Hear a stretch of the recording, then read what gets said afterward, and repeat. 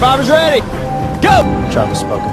This island is pretty much full of only two things: snakes and rats. The fake dead grandmother could easily go down as the dirtiest thing ever to be done in this game. I am the king, and I am back. But I've got the $1 million check written already. I mean, I'm the winner. The winner of the first Survivor competition is Rich.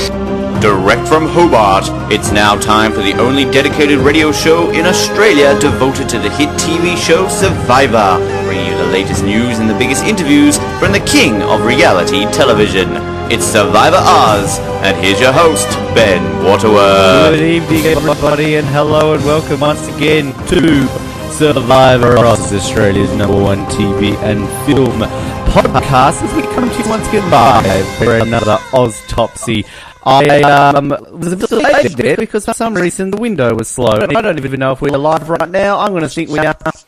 And if there was an awkward silence and pause beforehand, then whatever, that's just me looking like a dickhead.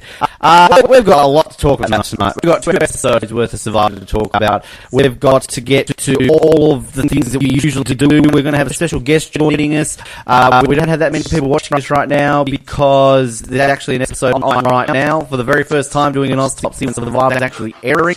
And of course... first ever podcast in the history of podcasts to broadcast live when the show they talk about is still airing. That isn't live reacting at the same time.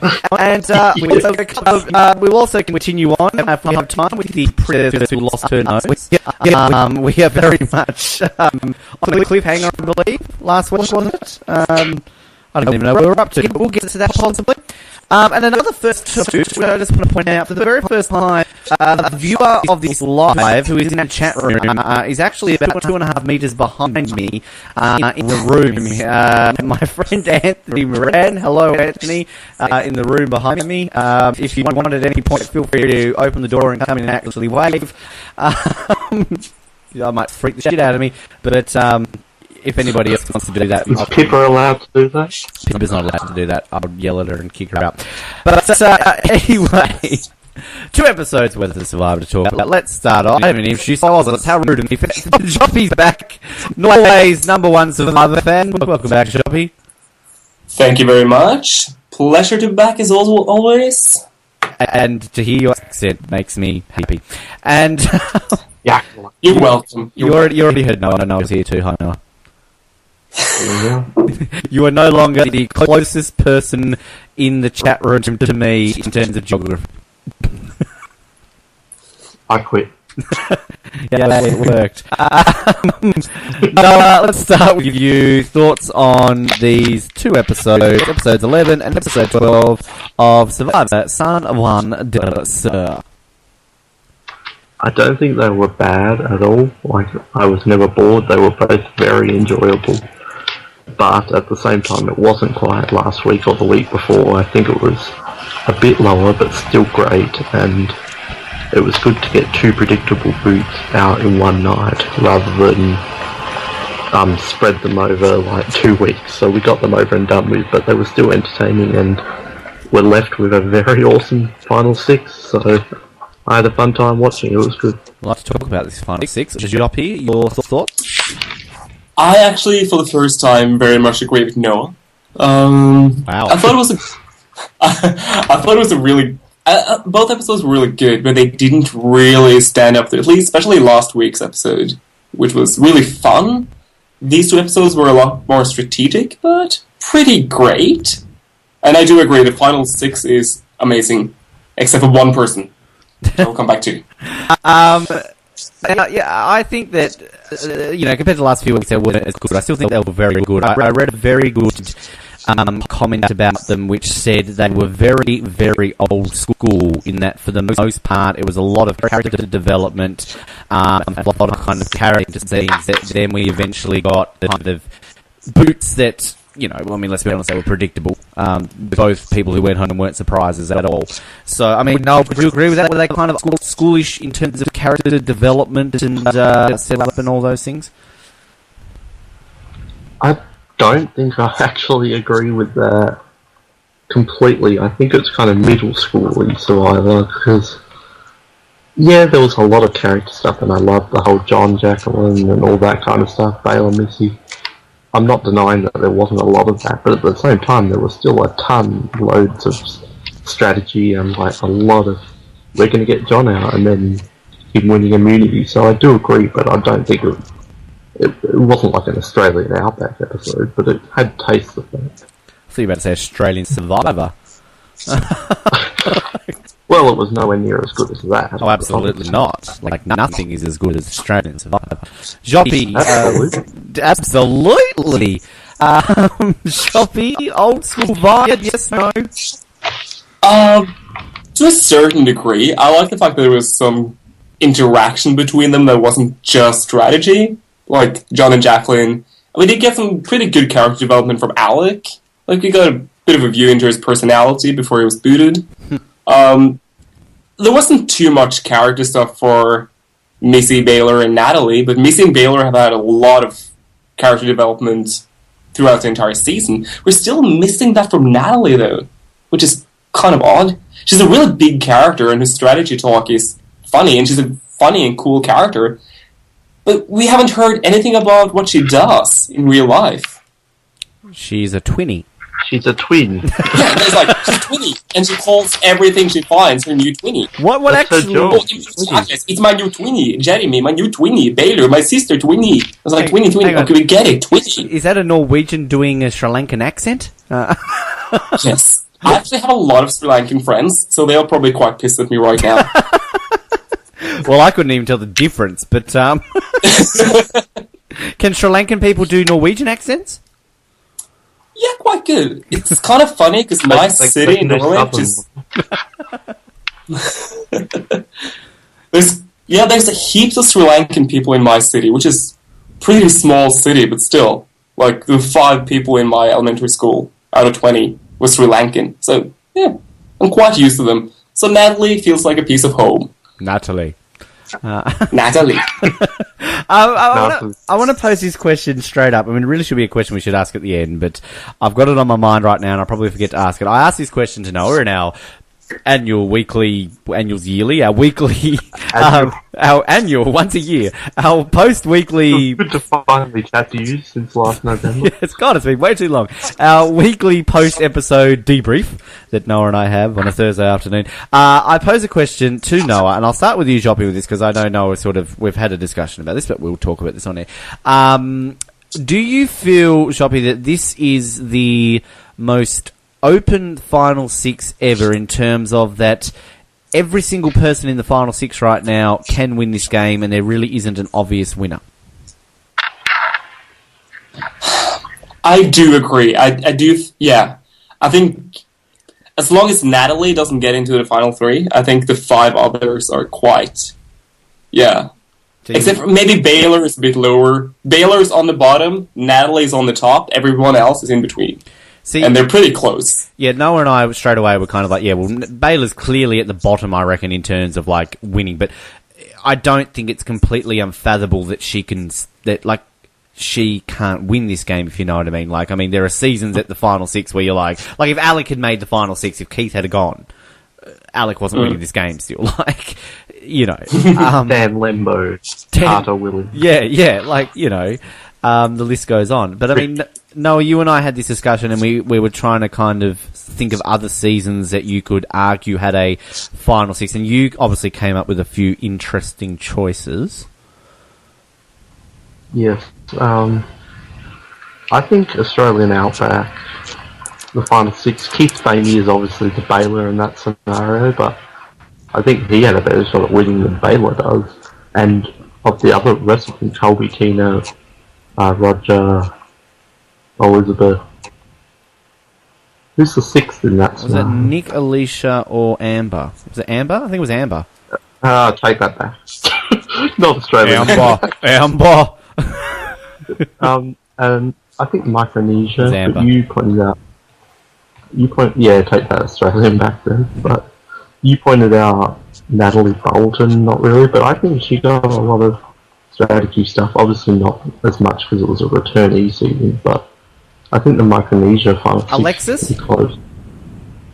Yeah, I think she got enough character and player to make it a possibility. But yeah, I didn't really think about any others since that time. But I said off the top of my Nicaragua, head, but you maybe said China. I said Nicaragua, but you pushed. Nicaragua. You shut Nicaragua down with Dan Lembo. I mean, Dan Lembo. China. But that has Denise. Yeah, like it's difficult. I think She Denise was likable and got a big edit. I mean, she was She likable. was likable and had a big edit. So James is very likable, I guess. Eric would be the black sheep in that family, though, wouldn't he? was Eric in the fight? Oh, yeah. Eric was 5th. Wasn't James 7? PG was 6? Oh no, you're right. Sorry, Eric was 6. Sorry, I'm miscounting here. James is 7th. Yeah, Eric 6th, PG 5th, Denise 4th, Amanda, Courtney, Todd. So yeah, I think all 6 of them had a shot. It's a good. I'd love people to, if they're listening to this recorded, or obviously if you're watching it live, let us know. I mean, is there a final 6 that you think is kind of that, like, legitimately? And when we say like open, as in, like, realistically, any of these 6 can win. You know, even if, say, you've got a Baylor that's, 0.2% chance of winning, but like, it's not going to be like a Wu. Like, oh, Wu can win this game. I think. Well, a lot of people said that, and I called them all idiots when they said that, because that was the most ludicrous thing Survivor fans have ever said. Not to toot my own horn, but that was idiotic. But I think Jacqueline is down there with Baylor, just edit-wise, purely. I don't know if she can win. Vanuatu's a good point, although Scout... Scout. What about Go, John. Guatemala? Did Steph ever actually have a legitimate chance of winning, though, do you feel? Like Yeah, Rafe, Lydia, Cindy. I think Steph did from the viewer point of view. Judd? Maybe not Judd. Scumbag. Well, Judd is the Baylor of Guatemala, Panama? so... Panama. I mean, where's Panama? Where are we? Courtney Marriott. Aris, Danielle, Terry, Cerise, Shane, Courtney. Shane? I think that kind. Shane is a very underrated player. He could have won that game easily. Borneo, you cancel out Sue, don't you? Sue wouldn't have won.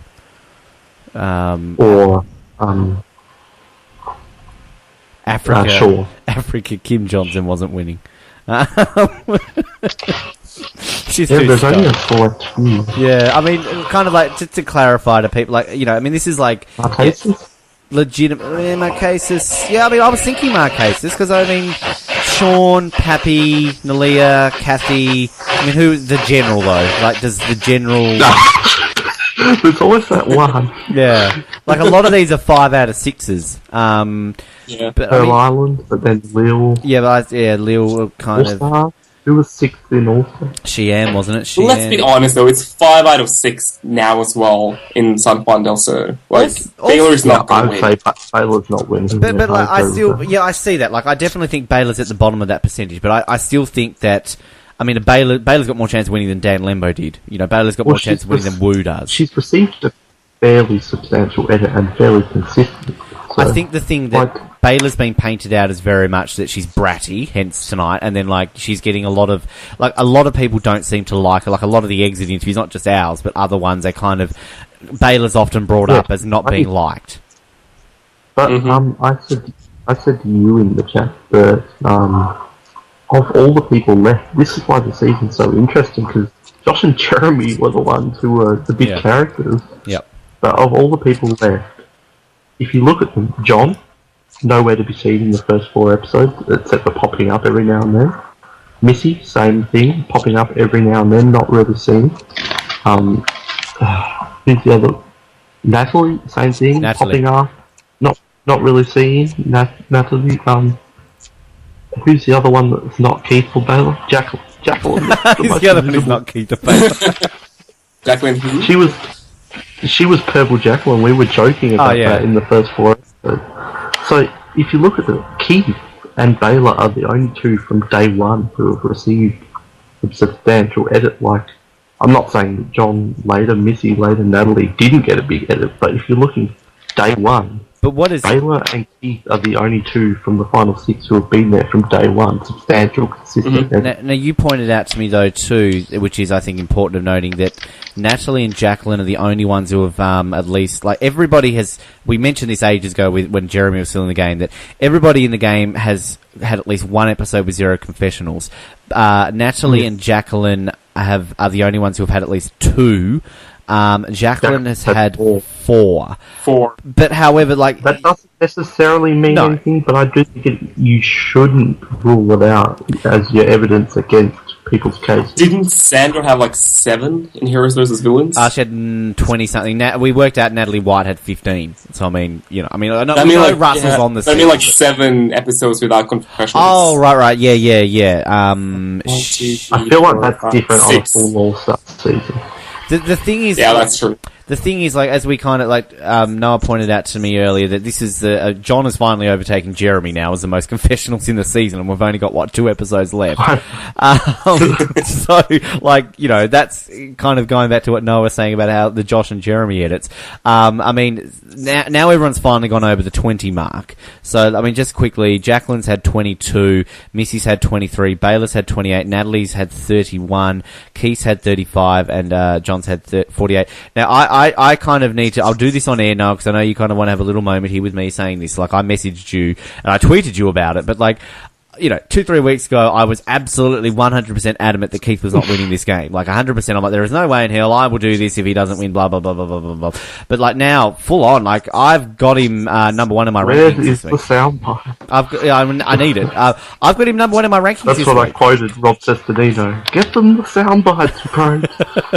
Get him some chocolate and sound bites, props. Yeah. But yeah, I've got him number 1. Like, my thing with Keith is that, as you said, very strong edit. He's only had the 1 episode with a donut. Challenge beast. He's very likable. Yeah, okay, when it comes to Survivor in general, he's not the smartest cookie in the shed, but he's there though, and this is the thing. Like, I put it out there on Twitter, and this is kind of another point which, you know, we will get to talk about things that happen in the episode. But I sort of put it out there, and I've had a lot of people having conversations with me. Some people calling me out on it, and particularly Natalie fans. Gee, they're a rabid bunch. I basically said, Natalie fans, they're getting a cult for Natalie. I can I just point out, I do not dislike. I love Natalie. I love it a bit. I love Natalie, but I'm not one of the Natalie. Yeah, I think you and I are kind of on the same page here. Like, to me, like, as soon I reckon that out of these final 6, none of them are brilliant Survivor players. I think that none of them are really playing a brilliant game. I think the good thing about this season, which is entertaining, is that all 6 of these people are making lots of mistakes. None of them are, like, playing brilliantly. And to me right now, it's all about who's going to be the last person standing. Like, and straight away, Natalie people went down my throat. Oh, Natalie did this, Natalie did that. Natalie's been brilliant. I can see points of that, but, like, we'll talk about this, no doubt, throughout this episode. Natalie made a heap of bad moves these episodes. And I can see people are saying that they're good, but I don't agree with that. I think, for the most part, everything that she did these 2 episodes were ridiculous. They were terrible moves. You also fucked Jeremy Woodlands. Who fucked Jeremy? No. Josh at Ponderosa. All I heard there was, he also fucked Jeremy. Or did you say I thought Jeremy? We also thought Jeremy was going to win, so, yeah. Well, so did a lot of people, Joppe. I said from the beginning, a woman is going to win this season. I'm not saying Natalie's not going to win. As I said, I think every one of these 6 people, and Natalie, I think I've got it like 4 in my rankings right now. Actually, no, I put it last, didn't I? I was originally going to put 4, then I put a 6. Because when I wrote out my thing for her, I'm like, oh, no, hang on a minute, I've got to put it at the bottom. But, like, I still think she can win, but I don't think she will, if that makes sense. It's interesting what Joppe said about the women. I don't necessarily agree with it. Well, let's face it, I have no clue who's winning it. This was the hardest power rankings I've ever done. But this is the hardest week we've ever done, I think, yeah. Yeah, hands down. I still haven't... I don't have an order for anyone. But, yeah, the comment on the women... This season started with 2 less women. We had 7 women. Yep. Against 9 men. Final 6, 4 women, 2 men. So, come back from the women. Just quickly, Joppe, before you say what you're going to say, just really, really quickly, we're due for a female winner. I mean, we've had 3 in a row now. 3 males in a row, so we're definitely due for a female winner. I'd love to see a female winner when we're 4-2. This is the first time all season that the females are in the majority, which is great. And, like, again, I would not be upset with a Natalie win. I mean, Noah and I kind of each did our separate, like, this is our likability ratings, and, like, Natalie's right up there, basically at the top with my likabilities. I love the woman to bits, and I would be thrilled if she won. I just don't think, based on things that happened this week, that... Like, I know I'm contradicting myself by saying I don't think she can, but I think she can. Like, that, this is where... but this is the thing that, like, I pointed out with this week's power rankings. I honestly could have put any single one of these people at number 1 and any single one of these people at number 6. This is the hardest power rankings as long as we've been doing these that I have ever done. And the reason I put Natalie at number 6 is you'll have to read my reasonings. But, like, just to clarify before people no doubt are going to rip me a new one when they do read it, that I could have easily put her at number 1 at the same time. I don't agree with the 1 and the 6. I think everyone should be at 3. Because I'm like, no, they don't deserve to be at the top. They did this. Like, John was almost voted out. He shouldn't be at the top. Natalie did this. Jacqueline did that. But none of them deserve to be at the bottom. So they should all be third. Go, Joppe. Joppe's dying to say something here. So much stuff been building up now. Okay, I'm going to focus on what's been said right now. Let it out, Joppe. Let it out. Okay. Well, you have to look at what they're doing, but you also have to look at the edit. And right now, like, certain characters are getting a really... Not a bad edit, but more like a distraction edit, if you can call it that. Like John, like, he had so many heartfelt moments this episode, but still they were portrayed negatively. Like, how they managed to make, like, a sad speech about his dying father negatively. Like, the people I was watching it with were like, ugh, God, shut up, you douche. But they've also portrayed it positively. Yeah, that's true. They've done both. Yeah, but that was in the beginning. Now he's just, the last 4 episodes, he's just getting worse and worse edit. And it's very over the top.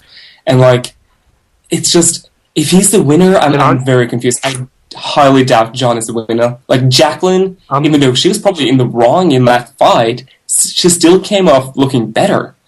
So, it's... There's certain people in edit who are just getting screwed over. And sorry to, oh God, Joppe, we will let you finish your point. I know you've got a lot more to say. I know Noah's dying to add something. There's so many thoughts jumping around everywhere, and I don't want to move on from the topic.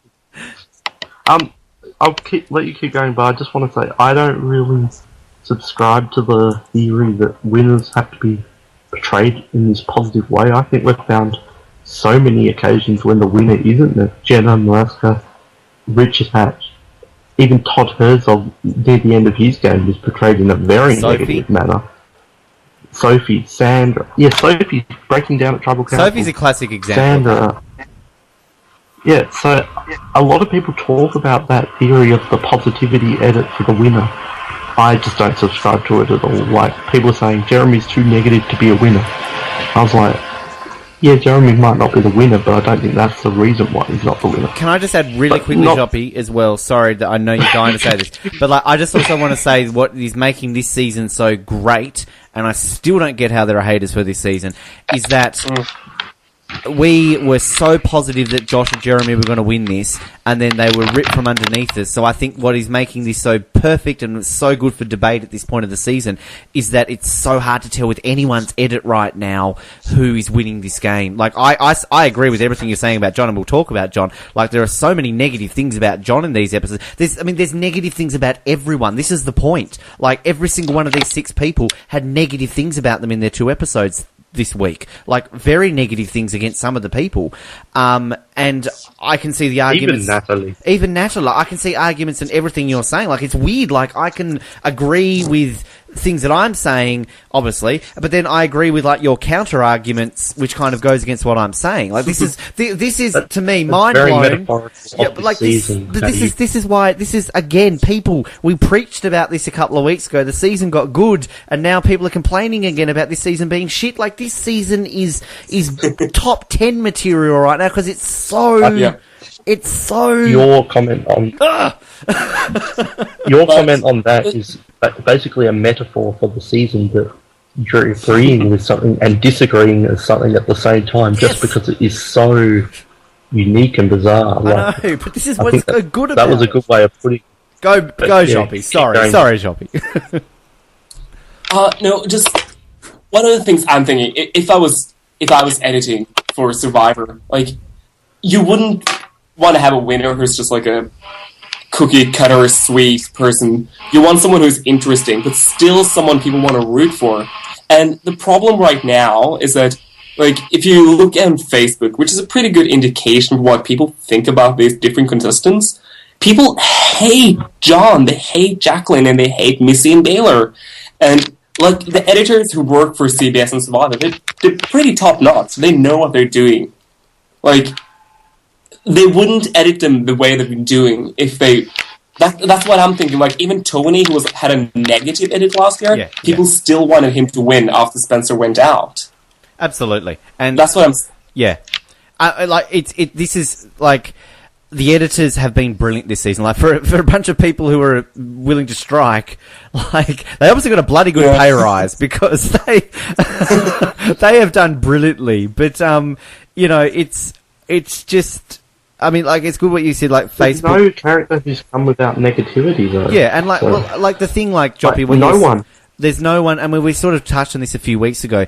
Like, since Rocker's gone, Rocker's kind of only been the real super like villain, and he was gone. Third episode. So, like, since then, we have not really had... I mean, you generally think of how Survivor is edited currently. There's always... I mean, we've been talking about this on our Pearl Island commentaries, that Pearl Island's kind of set the standards for you've got to have your big hero and your big villain. And really, since Season 7, you've always kind of had that mantra that you'll have a villain and you'll have a hero. There's been a few seasons where it's been a bit skew-if, but for the most part, that's how it's been. We have not had that really at all this season. Even Rocker, I feel, was only a villain based on his reputation. I mean, he really didn't do anything villainous in a Survivor aspect. So it's... Everyone's a villain, everyone's a hero. Yeah. And again, people, if you're listening to this and you're hating this season, like, look at all these angles that we're witnessing. Like, I really feel and hope that at least if people aren't appreciating this now, this will be a season in a couple of years that people are going to go, how good was San Juan Del Sur? Mm-hmm. I don't think we will know the winner until the votes are read. Yeah, and like, look, we could be on last season we knew Tony. Yeah. Like, we knew Tony won as soon as Wu voted Cass. We knew. We said it. We were watching it. We said it. Yeah. Even Blood vs. Water, I mean, remember when you were over for that, we were kind of like, hey, Monica might have this. Monica might have... Oh, no, she doesn't have this. As soon as she started, like, oh, no, nobody likes me. Yeah, you're not winning it now, love.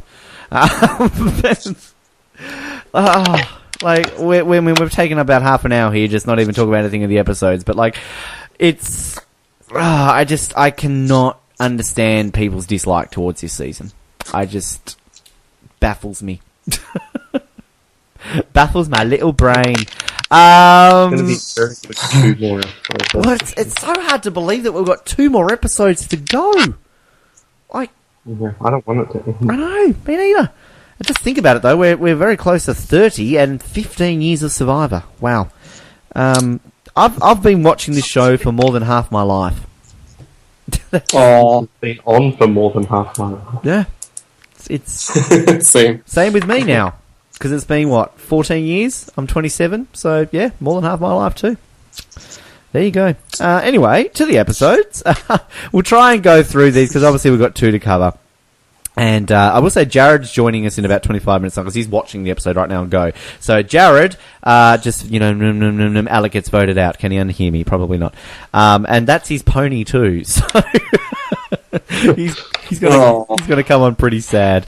Alright, so episode 11, it was all about Reed in the promo. So it was fairly obvious, I think, that it kind of, bookend to bookend, it was Reed from the promo, but, we had middle bits which were, slightly against that. And we had sort of the reaction back from camp. I love the fact that Alec was saying that Keith is a bad Survivor player. Like, if you've got Alec calling you out as a bad player, then you're not. Well, if you watch Alex Ponderosa video, he says he was better than Jeremy. Really? Jeremy's so That's what he said bitter. in the It's video. hilarious. I haven't watched them yet. I haven't watched them. No, Jeremy is very hilarious, but he's so angry. Ah, Jeremy, we love you. Like, I'm not a huge fan of Jeremy, but if there's another Blood versus Water, they need to bring along Jeremy and his gay twin brother. Yeah, like They, that was so fascinating like, watching that video last that would've week. been bad. Yeah, like it was so fascinating watching. Like I knew he'd had a twin because I think like his twin's called Josh, and then like Josh has got somebody in his life like Jeremy. I read somewhere like explaining how closely related they were in terms of their lives. Like it was kind of strange. But yeah, like if people haven't seen the Ponderosa video or aren't aware, Jeremy's got a we learned he's got a twin, obviously this episode, but he's got a twin brother Josh who's gay. So awesome. Like I wonder if they're identical. I don't know. It'd be cool if they were. There he is. I found a picture. Imagine a player who looks like Jeremy but acts exactly like Josh and Looks plays like like Jeremy. Josh's game. Well, we've only ever had the one gay black contestant, haven't we, Bryce? So we've never had, well, out gay contestant. Out. I'm not implying. Come on, we know the secret. He sort, no, he's not really an identical twin, is he? Doesn't really look like him. No. He's very buff. More muscular than Jeremy. Yeah. Anyway, people at home can't see that. Sorry about that. Bad radio. I put it up on Nelson. John claiming that he knew to play the idol. I don't buy that. Does anyone buy that? No. Kind of, but it's hard to tell. I don't It know. was quite telling during the tribal council. They're like, they showed in her face that like Natalie was like, use your idol. It was a horrible accent. I'm never going to use it again. Very weird. I find it unrealistic that he didn't have it in his mind. I think every tribal council with an idol, you have it in your mind, but Natalie probably sealed the cost. The thing that I find fascinating with John, and we'll talk about this, is that John's kind of getting this whole side of his edit now where if you really look at what's happening, for the most part, everything he does, he's got somebody telling him to do it. Like, I mean, I think John came up with the idea to split the votes, right? But, like, besides that, like, Jacqueline's telling him what to do. Natalie at that tribal council, like, play your idol. Are you sure? Like, I don't know, like, I just get, like... And Miss as well. Yeah, like, he's just getting told what to do. Which, you know, I mean, it's fascinating. It's kind of like this negative side of things, that, you know, it comes down to that. We sort of see in these fights too. John and Jacqueline started fighting. Jacqueline got mad, told, you know, screw you. I love Jacqueline and John fighting. It's fun. Jacqueline's so cute when she's angry.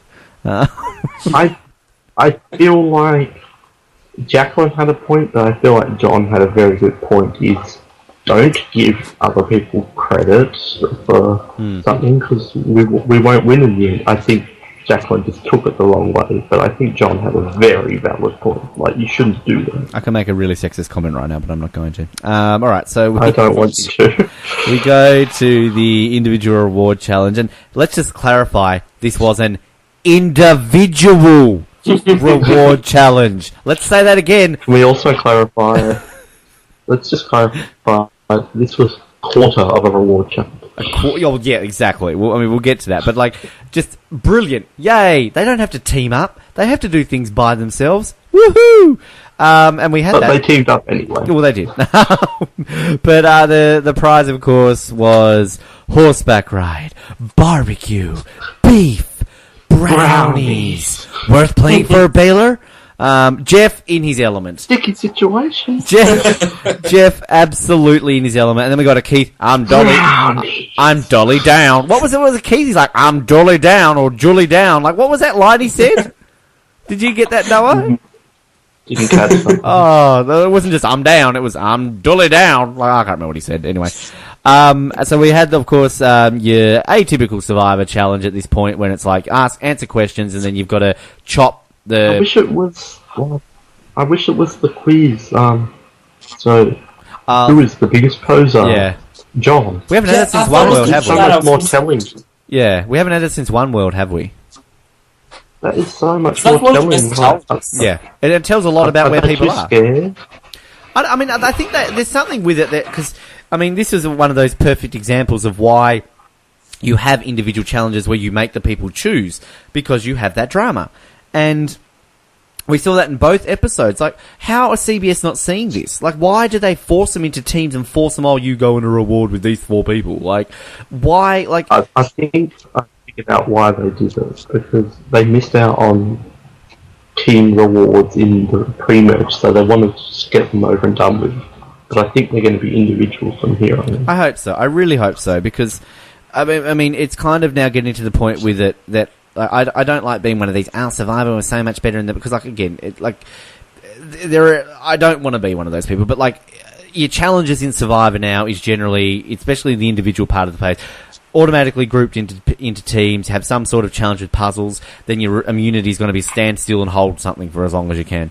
Like, that's generally how things go.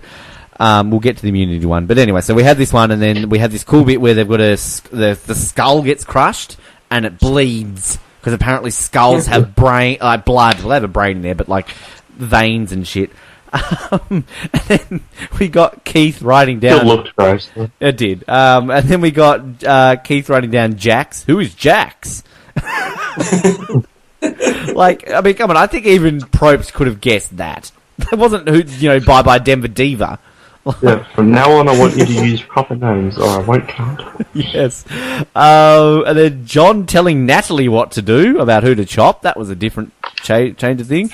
And I loved... So anyway, we get this whole challenge. I was going to say Reed's comment, but I was jumping ahead there. So basically, Reed goes, or, Keith goes, Alec goes, all the ones they wanted gone are gone.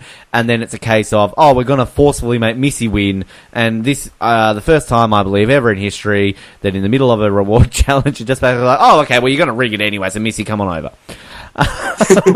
Jeff Probst has got places to be, things to do. He ain't got time. Oh, Jeff, this is sassy Jeff at his best. Jeff was brilliant this episode again. He was furious, but he didn't show it, though. He's such a good, like...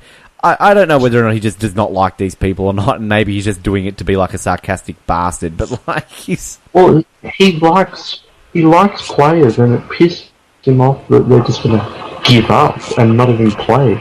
And you could tell he was angry, but he was keeping his cool. Like, there's no man crushes this season, is there? Give up. There's no man crushes. I think he loves Keith, to be honest. He always laughing at him with the joke. But you know when he's got no crushes, when he's being nice to someone like Baylor. Like, worth playing for Baylor? It's so strange, because Baylor is the kind of person he usually hates on, like Exactly. Katie Hansen and stuff. Where he's like, you girl, you're far behind. I think he likes Keith, because he's like, I'm used to being on the bottom. He's always laughing. Yes. Yeah. And if you guys read like the pre-season kind of stuff Jack said about people, he didn't even mention Wes when he talked about Wes and Keith. He was just like, Keith! Oh, it's so fun watching him learn how to play the game. He's a hilarious character. It's funny because Wes was the one that applied and brought Keith with him. So that's fun. And Wes got, 9 confessionals? That's sad. Hello, Wes, if you're listening. But yeah, so Missy then takes, big shock, Baylor. And then Natalie. Then they've got to send someone to Exile Island. John immediately puts his hand up. Now, I was having an interesting conversation on Twitter with somebody, like a Natalie defender. And like my Natite. And Joppe, I'd like to hear your opinion. I mean, I suppose this is a little bit difficult because Natalie had won. She'd been chosen in reward, and then when they basically said, okay, yep, cool, who do you want to send? Oh, yep, John automatically puts his hand up, and I suppose Natalie can't exactly stand it there and go, no, not John, he'll find an idol, let's get someone else. But, like, you would think if Natalie is that focused on getting rid of John that maybe she can volunteer again. I don't know. Like, I know she's got an idol, but having 2 is a lot better than having 1. But I think it was just stupid. Go, Joppe. I know, it was really annoying, but apparently from what we're hearing from other people, like Jacqueline, Missy and John are really close, and it just pissed me off that, for me personally, because I like John, and I just didn't want him to find another idol, and it was so obvious. I don't understand why Missy didn't send Baylor. Hang on a second, let's back up a second, Joppe. You said that he found an idol. When you walk into a cave and it's just sitting there. Yeah. Like, again, CBS people are just getting lazy. They're like, I can't be bothered burying it. Just throw it in the cave.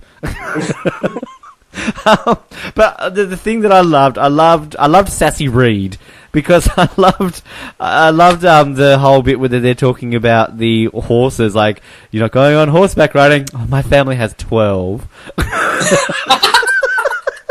Did you say I didn't catch that? Oh, like, good old Sassy Reed. Should have been on the hashtag. And then when he's like full on calls out Baylor a brat, and like, I'm a people person, Baylor. You're a brat. And then Missy's like, excuse me? Did you just call my daughter a brat? And then she's just like, that's my kid. Like, oh, you defend her, Missy. I think that moment is a metaphor for why Missy will lose and why Baylor will lose, because Baylor does nothing. Her mother is always looking out for her, and I think that pisses off people on Missy's side, because they hate it how she doesn't let her daughter do anything. So I think those two things lost, not necessarily that exact moment, but those two kind of moments lost it for Missy and Baylor. My argument for Missy is that, like, I see the Baylorness, but I think Missy is fairly well liked by most people. Like, I get the impression she's fairly not liked. There's two people who hates Missy, and they're not in the jury. That's the shitty farmers, Dale and Kelly. Have you seen the stuff they wrote on Twitter today? It's horrible. No. They're so mean to Missy. I feel like Josh and Reed don't like Missy. I think Reed won't now. But like, Jeremy likes Missy. As far as I know, Wes likes Missy. I don't think Wes has anything against Missy. John obviously does. Jacqueline does. And Keith, I think, gets along fairly okay with her. I talk to her if she passes me. That was funny that Keith was the only one who didn't know about Jeremy's brother. Yes. But can I just say this Calvin tweet about Missy? What? Yeah, please. I'd love to hear it. I'd love to hear it. Okay, so Kelly says, wearing a buff as a skirt is okay, as long as you're not a 45-year-old woman. And then Dale says, wow. No, just as long as you're not an old, stale muffin. Jesus. They're so bitter. And then Dale says, spoiled and jealous, #bagels, hard to watch. And then Kelly says, oh, did I offend you? Sorry, not sorry. Wow, the Sassy Wentworth family coming soon to a TV screen near you. I just on the whole Reed v Missy, like at the start I'm thinking, wow, Missy, you're really defending your kid. But then when she was like, shut your mouth and listen, like, and then Probst is just like, what just happened? I'm done. Probst is just like, what the fuck? Like, I don't think Probst was happy to be there, because Missy's like, I'm done. Normally Probst would be like, no. Well, We're gonna have tribal council right here. But today he was just like, whatever. Well, Probst is like, oh, fuck yeah, challenge over early. I can go back to the camp and do this and do that and, whatever. And, great, now they're having an argument. Reed's Jeff's least favourite, because he just always stole his pedicure. Reed could have been so good. Like, he was so invisible, and then we only get this when Josh leaves, like...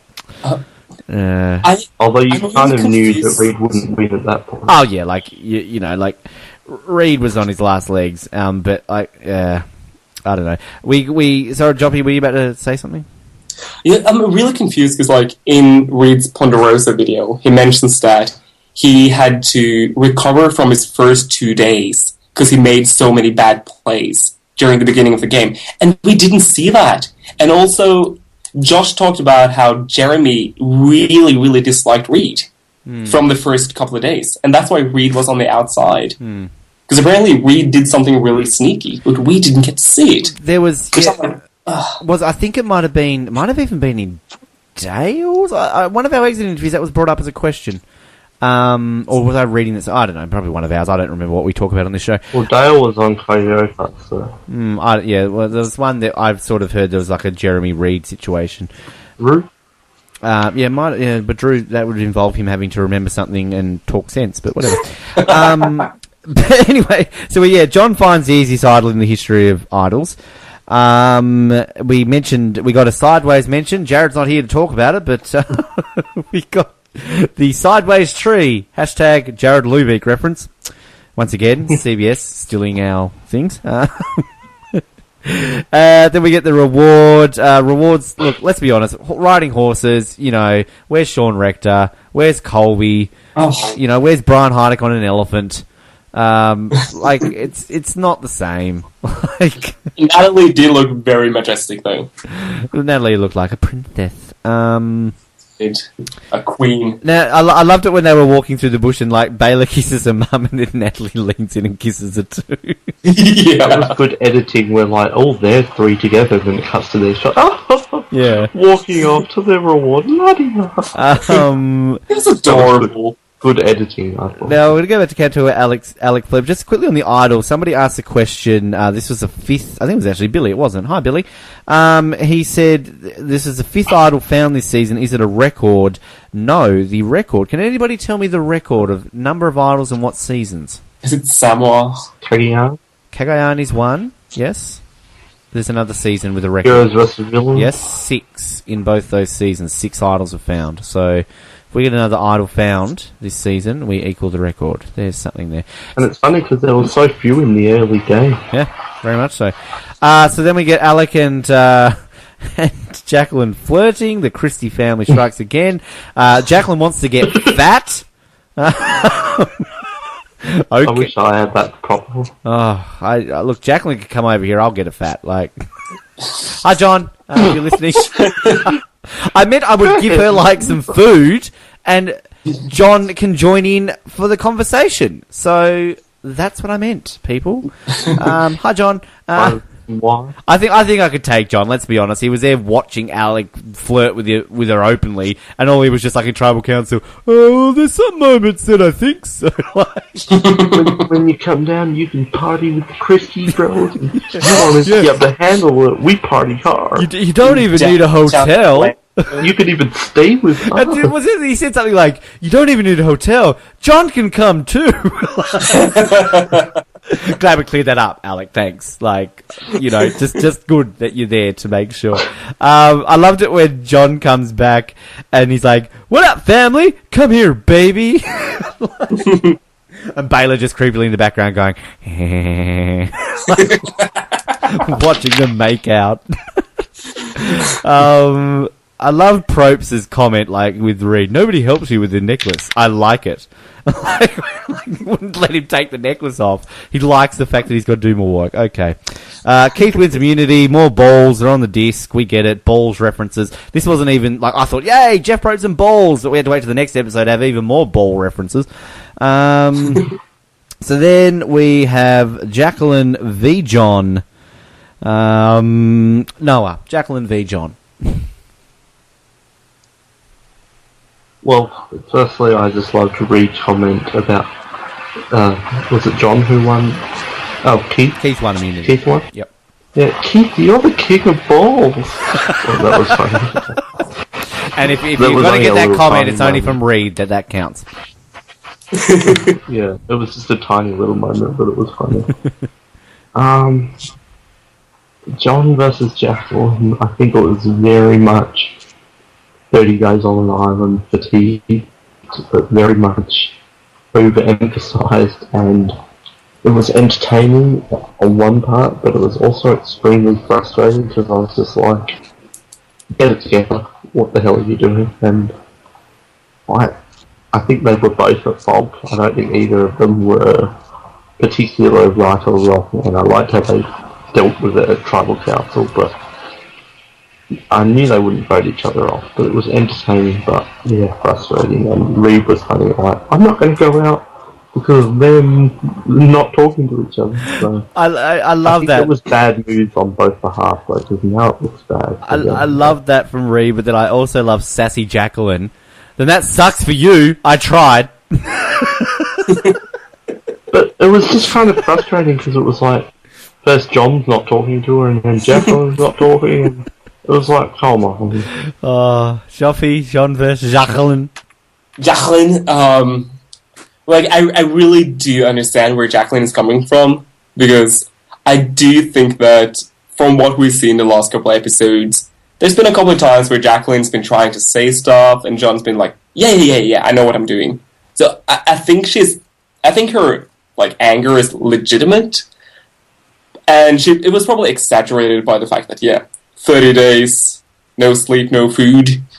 So I get it, and it was entertaining, but...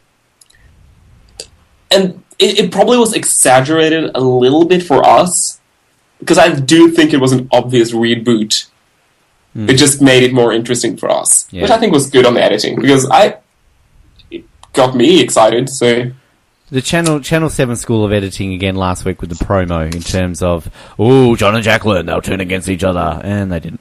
Well, it was a huge part of the episode, though. Like, this was 15 minutes of the episode dedicated to Now, was this...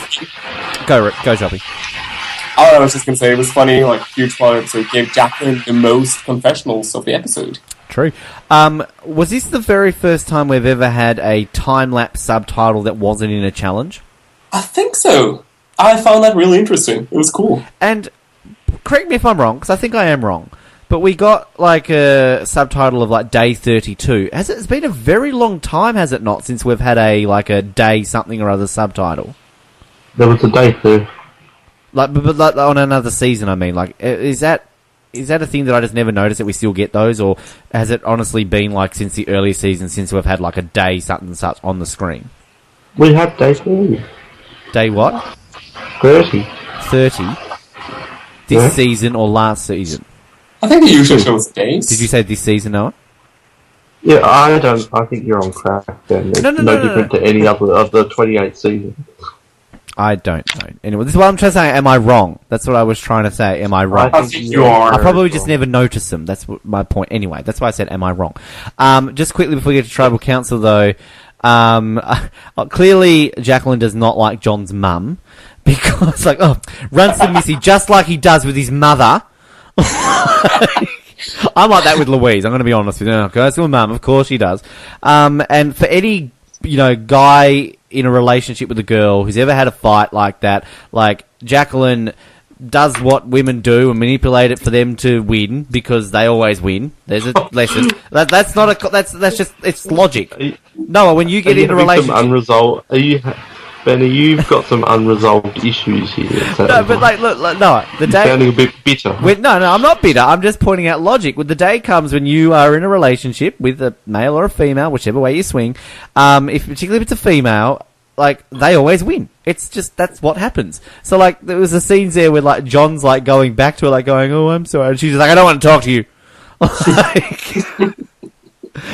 She did. Don't touch me! Don't touch me! And I tweeted out, no means no, John. She won, because he did look like a fool. Yeah, she won that hands down. And can I just say, Jacqueline angry and walking away, that was a good scene. I just want to point that out. I want a screenshot of that. Or a GIF. Previously on Survivor picture. Oh, yes. Yes, I sound like Troy then. Oh, yes. So... She comes over in that department. The Tribal Council, nothing too special. We had the whole calling out of flirting. Jacqueline enjoyed the flirting, though. Like, they cut to Jacqueline. She enjoyed it. You could tell by her face. We had friendly jibber jabber, Noah. Of course, we didn't have that as a hashtag. And then Missy... Marriage counsellor, Jeff. Yes. And Missy voting out, Reed, by the way, my child's not a brat. No, but she was in a sticky situation. And then, fairly standard vote. Reed goes. Reed says it was a dream come true. We had the return of the Nicaragua boy band. Fairly standard vote? Well, I don't know if it was a fairly standard vote, because it was the only time we've had a majority vote. Well, as in usual Survivor, whatever person's voted out, majority that way, whatever. That's what I mean. Like, not for this season, maybe, but... And I wasn't completely set on Reed. I was kind of like, it's probably Reed, but I think the editing did a good job of disguising a very obvious blow, because I had my doubt. Maybe I'm just dumb. I do agree with that. And we had the return of the Nicaragua boy band. I don't know if you heard that, Noah. Oh, well, it looks like Survivor must have finished on Go because we're getting an influx of viewers. Hi, Catherine. Influx. Hi, Jared. Jared, I'm sure will be joining us anytime. Catherine, you didn't miss it. We haven't played haven't mentioned your voicemail yet, Catherine, and we're going to add in. Reese is going to be added in soon too as well. But so we've just finished talking about the first episode. We had about a half an hour talk about this season. This season is awesome. All final 6 players can win. The final 6 players aren't playing a very good game. That kind of covers our first half hour, doesn't it? Yes. Jacqueline's butt. I don't agree with that. I think they're good players. I think they're good. Jacqueline's butt.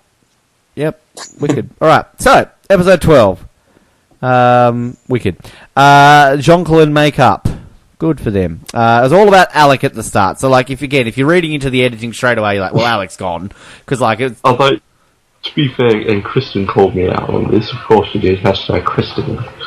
I said that at the start of the first part, and then I said it at the start of the second part, and I said it at the start of last week's episode. Like, they always seem to put the one Alec confessional at the start, just to, like, when will it finally out? Yep.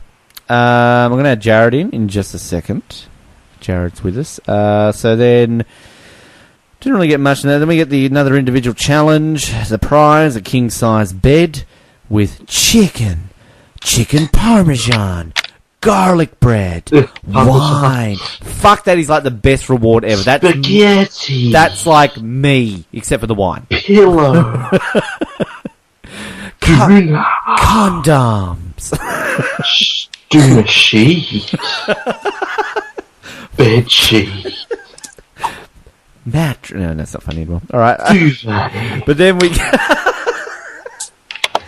Duvet.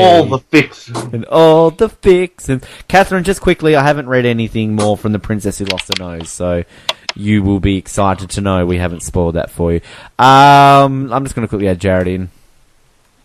We always introduce him last, of course. Wasn't that a Rihanna song? King size bed or something bed? It's Jeff's favourite. Hi, Jared. Hey. What's up? Not much. Wicked. Do you like the episodes? Oh, not particularly. No. Okay. Ooh. Were you sad that Keith got voted out? Yeah, that last Tribal Council was really suspenseful for me. Oh. It was. And you're a bit sad, aren't you? We'll get to that. The song by Rihanna is called California King Bed. I knew there was a bed and a king in there somewhere. Thanks, Rihanna. Anyway, Jared, we're up to, I don't know if you're listening to the Spreecast, we're just up to talking. We're to the challenge in episode, the one you just finished watching. So, Yep, wicked. Cool. All right. Anything to add before we get through this, or you're good? No, I'm good. Wicked. Cool. All right, so this was Jeff Probst in his element with balls. Let's go a few over these quotes, shall we? John's ball, wedging a bit to the side. John's ball, moving some more. Some good advice here for some people. Keep pressure against that ball, not too much. There were a whole heap more. Like, I honestly haven't... Or John as well. There was no balls. It's all about John's balls. Jacqueline knows how to work that ball. Like, does Jeff honestly, like, not crack up laughing and realise what he's saying? Keith's ball hasn't moved in a long time. Like, we put that video out this week, we put our version of the Jeffisms, and there's that really one there of Troyzan, like, Troyzan's balls haven't moved in a long time, and you get the Troyzan's face, he's like, and you hear that boing sound effect. So, like, clearly Jeff's, like, Troyzan can find the funniness in it. So, like, come on. Like, Jeff just loves it. Natalie wins the award. Alec goes exile. Straight away, she's just like, Alec, go John. Can I just jump in? Yes. Like, wasn't this the challenge from last week's immunity challenge with a ball added to it? I swear it was bowls and the exact challenge.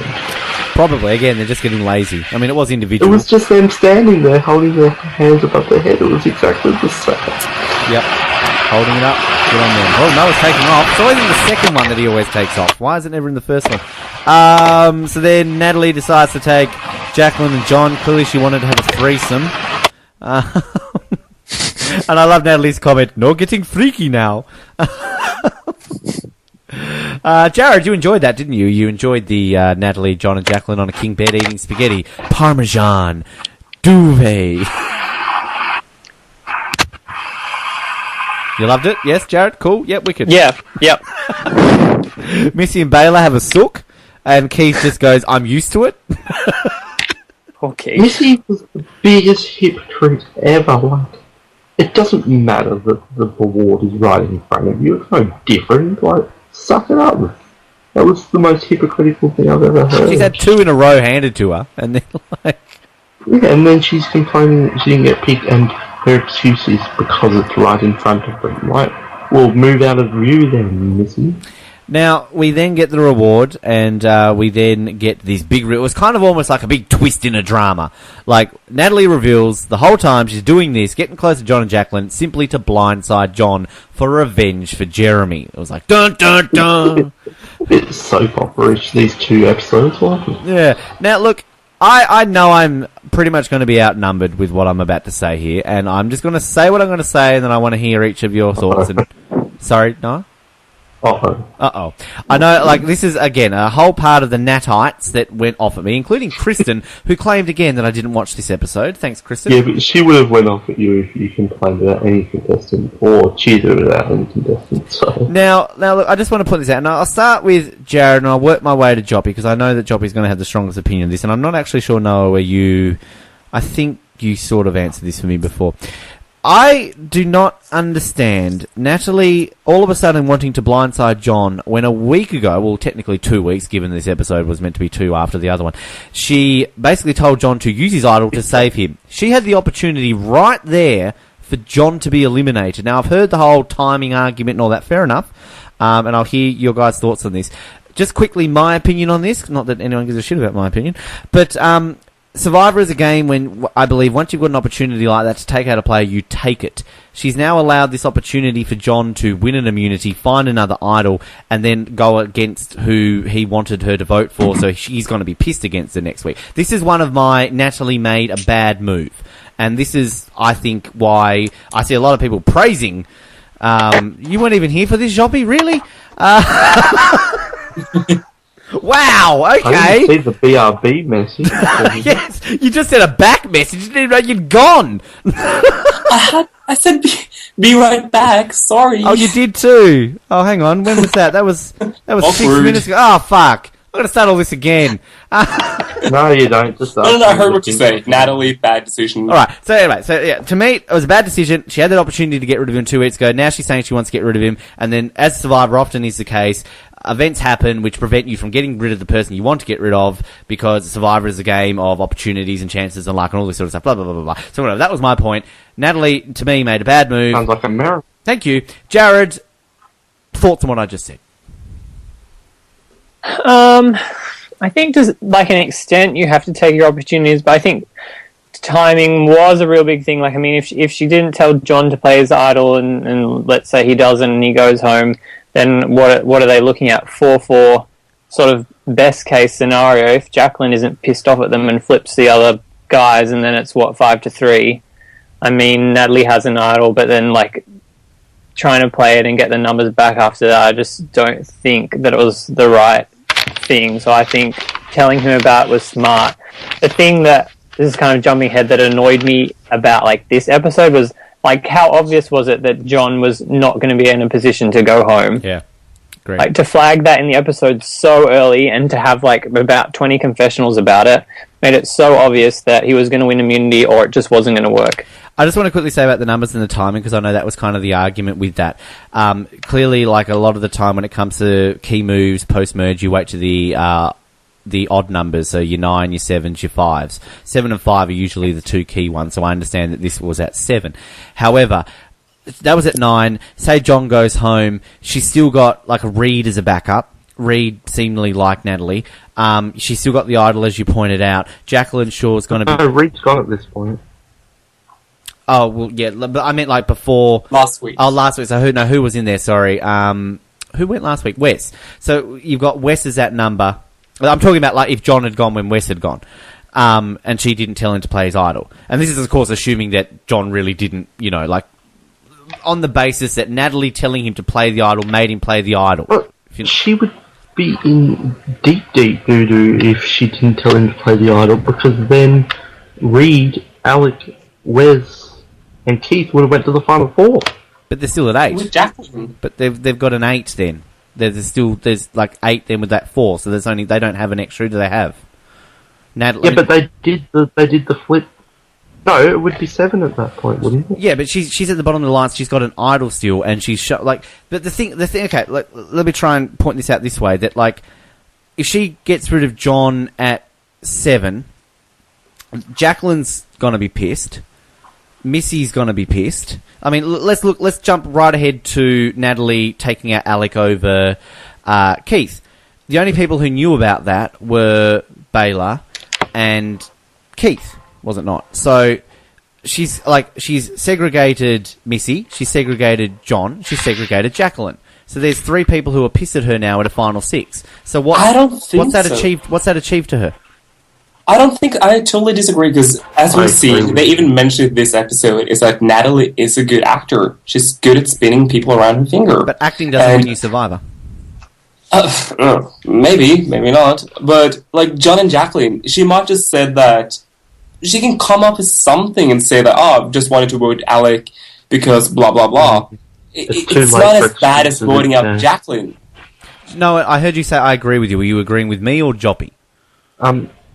You on some parts, but just on Joppe's latest point is you can match it like Josh to Baylor after the first trouble. It's too late in the game for, I just meant to do this, but we're down to the final 6. But I disagree with you on the John vote, because you could probably look at some of your favourite survivors ever, and they could have, maybe it didn't make sense for her to get rid of John then, like Russell Hant's probably times when he didn't want to do this, but then he did it later on in the game and come up with the move.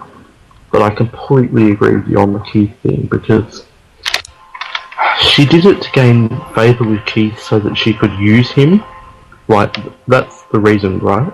Is that why she did it? Pretty much. But if she didn't do that, went with the plan, and she could have done the same with Alec, and like she could have just said, alright, like not done anything, stay with the plan, get to the final 6 and said, alright Alex, you're on the bottom, come with me, and he would have done it. But she kept Keith to beat John in immunity challenges. But to me that's ridiculous, because instead of having, like, if she gets rid of Keith, she's gotten one less massive immunity threat against her. If she's got to think of herself here. Yeah, because she is quite strong in the challenge. Yeah, but now she's got Keith and John. She's got 2 people now. The big thing is that she was all about this episode kind of like, I've got to like play up that like I'm with them so that he has an idol so that he won't use it. But now she's flagged it so obviously that has different plans in her head to the rest of the group, and like there's obviously a reason why she didn't go with their plan, so they're just going to be suspicious of her straight away. So I would agree that I don't think getting rid of Keith was a smart thing. I mean, I don't think getting rid of Alec was a smart thing for her to do this episode. I know. I agree with Jarrod there, and also, sure, she's got Keith, but what's her plan now? Because we're down to 6, and she's got Keith, but she can get Baylor, but Missy's not going, so that's a tie. Missy's going to join them. No, Missy's with John. Why would Missy would choose Baylor and Natalie over John? But Baylor could choose Missy. No. If we're talking about the edit, I don't think they would have shown the scene. If we're talking about the edit, I don't think they would have shown the scene where Missy and Natalie highlighted that Missy is definitely...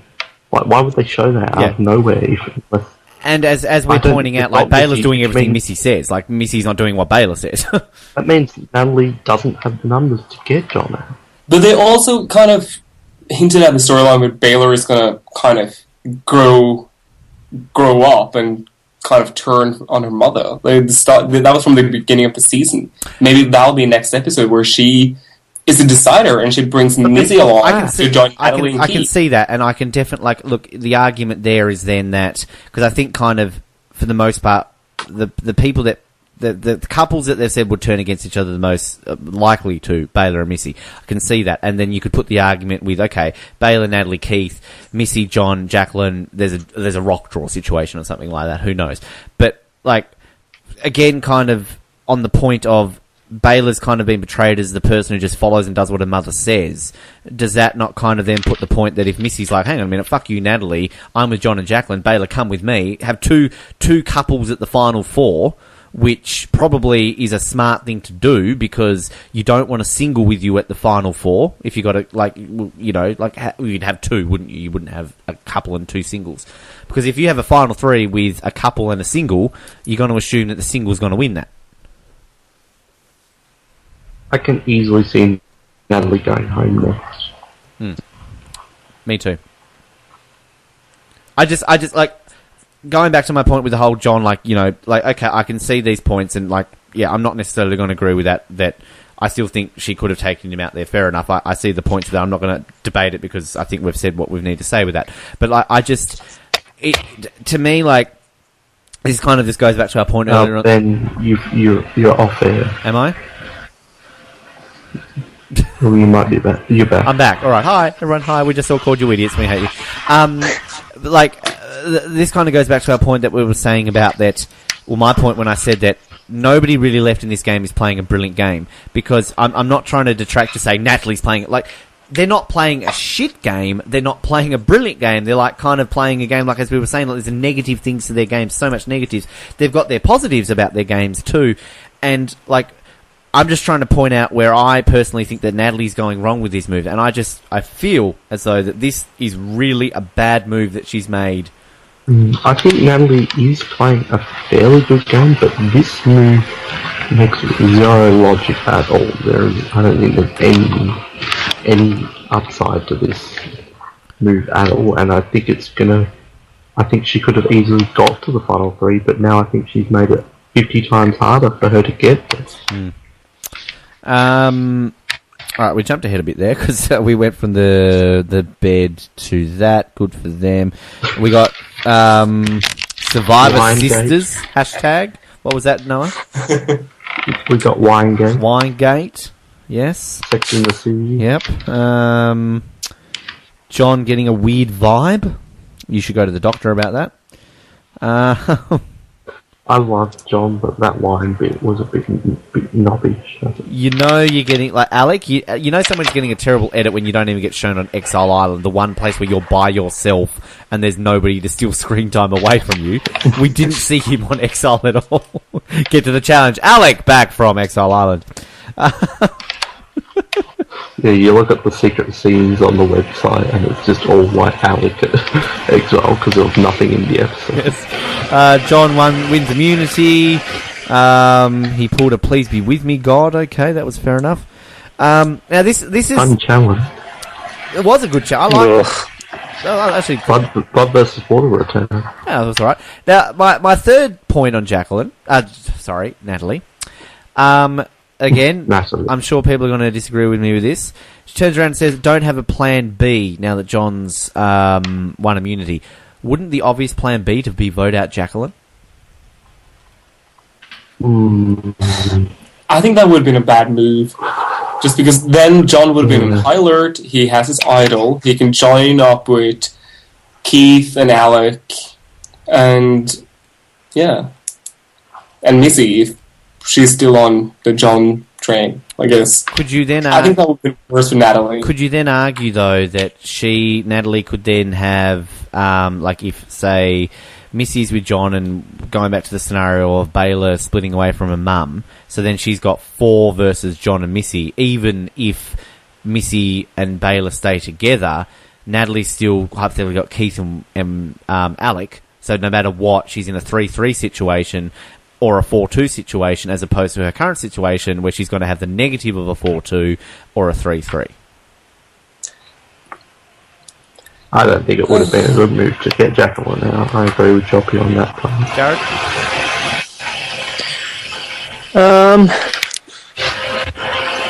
It's hard to say. I don't think so. I think really No, your computer. Just stick with the plan at this point in time. And she should have just taken out Keith and sort of stuck with it, because she really sort of, I don't know if it would have worked out that way moving forward, but she really sort of was the third with 2 like couples. So I just think she should have stuck with sort of what they'd originally planned as a group. This is just a theory, but I think the season could play out. Natalie goes home next. The final three is a couple with Keith. Like, it might not happen, but I'm feeling that will be what happens. Like, Keith is the sweet one. I just had this image of like John and Jacqueline at the final, and Keith is like, I don't even know what the fuck I did. Where am I? And Jeff's like, the winner of Survivor San Juan Del Sur. Keith is like, well, bomb diggity! This really weird. Roger that. I'll be happy because I'll win money. And he spits. A lot of spitting this week. Oh god, we need, instead of a confessional count, we need a Keith Spitz count. Oh god, that's funny. I was kind of, given that Alec goes home, we got this very weird and seemingly pointless scene of Alec and Baylor. I don't want him to go home. He's kind of like a brother-sister / weird girlfriend-boyfriend. Going back, way back to my point, like earlier in this season where everyone's like, oh no, Ben, they're brother and sister, don't be stupid. When Baylor admits, oh, we're kind of like a weird boyfriend and girlfriend. Like, was this kind of just a red herring to like, oh, Alec won't go home because Baylor likes him? Like, anybody? Well, he would have gone home if Natalie hadn't flipped. So, I don't know. Oh, he did go home. I don't know. No, Keith would have went. Keith would have gone home. I think it was Yeah, kind that's of true. a red herring. Just a red herring. And also just full circle to this season-long feud, which you didn't really get. It's kind of like a subplot, so it kind of got a bit of resolution. One thing on Keith. Was it a tribal council? Oh, I've won a couple of these immunity deals now. Oh, I love a good immunity deal. It's great. Sub-alliance? There's no such thing as a sub-alliance. Well, we'll be in a immunity deal next week, and Jeff will be like, oh, so have you decided who you want to win immunity? Because there's no point us doing the challenge if you've already got it figured out. I'm guessing, it's Missy's turn. I'm guessing you weren't too happy about that, Jared. Oh, that was just so stupid. Just even like, because it made it even worse, because just the challenges, like, that was probably the one challenge that I actually was looking forward to this episode, considering like the 3 other challenges are basically just repeats of stuff that's already been done. And then for it to end like that was just, ugh. I know, we were robbed of a reward deal. We got a reward deal. All the questions. Yeah, the questions were actually, like, they're interesting. I mean, the first ones were like way too easy. With basically everybody's got it right. But is that except for whoever voted for Jax? Was that the first time we'd had like a personal one, like about personal members that wasn't like a one of loved ones answering it? Like, have we had that since Marquesas? Don't think so. In terms of like them actually, You know what? Yeah. You know what Keith should have done? He should have said. He should have looked at everyone's vote. Oh, Jax, that's just my nickname for Jeremy. You know, Jeremy Jax. Yeah, Jeremy, it's Jax. We go way back. Yeah, you know, J, Jack. But actually, we didn't point that out. We're going way back. But like, they had the whole back to back, like, so you can't look at each other's things. Yeah, that couldn't then was just weird. Couldn't then the person in front of them, like in the whole, like, still then see it? Like, I don't know. It's kind of like the test scenario. Like, do you copy them anyway? Because they might be wrong. Yeah, true.